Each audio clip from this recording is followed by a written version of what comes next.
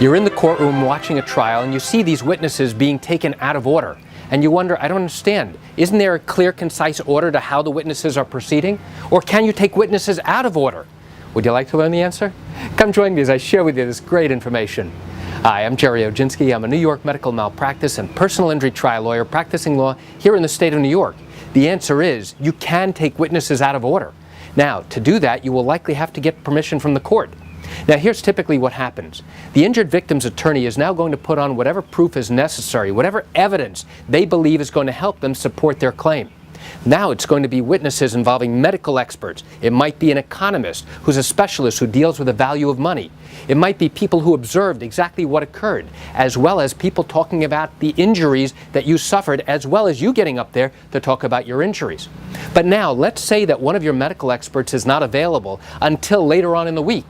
And now you will have finished putting on all the other witnesses that you have.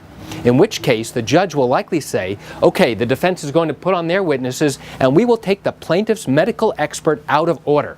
Now, what does that mean? It means because our medical expert cannot come in during the time frame that we're allotted by the court. Now the judge will tell the jury, ladies and gentlemen, we still have one witness that we're waiting for, but he won't be able to come into court until this day. So now we're going to start hearing testimony from the defense's witnesses. Now, typically what will happen is we will put on all of the evidence that we believe is necessary in order to support your particular claim to show that you are more likely right than wrong. After we're done doing that, we now tell the court, Your Honor, at this time the plaintiff rests. Now, what this means is we are notifying the court that we have no more evidence, no more proof to show to the court, at which time the judge marks our part of the case closed. And now he gives the defense the opportunity to put on whatever evidence they feel is necessary in order to defend the case. So now let's say that happens. We've now rested, put on all of our testimony and evidence. The defense now comes in with their own evidence, with their own testimony. Can we now put on another witness to address certain things that were not addressed before? The answer is maybe. And that would be known as having a rebuttal witness.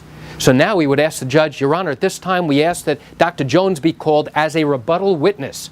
Well, tell me why, counselor. So now we have to explain to the judge why that issue was never discussed before by our witnesses on our part of the case.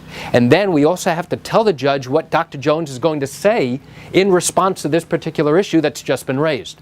And only at that time will the judge make a decision, a legal ruling, about whether or not to allow this witness to come in to rebut the arguments that the defense has now raised.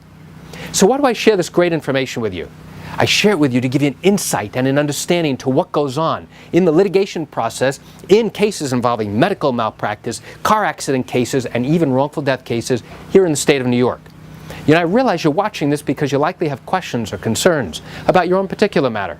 Well, if your matter happened here in New York and you do have legal questions, what I encourage you to do is pick up the phone and call me. I can answer your legal questions.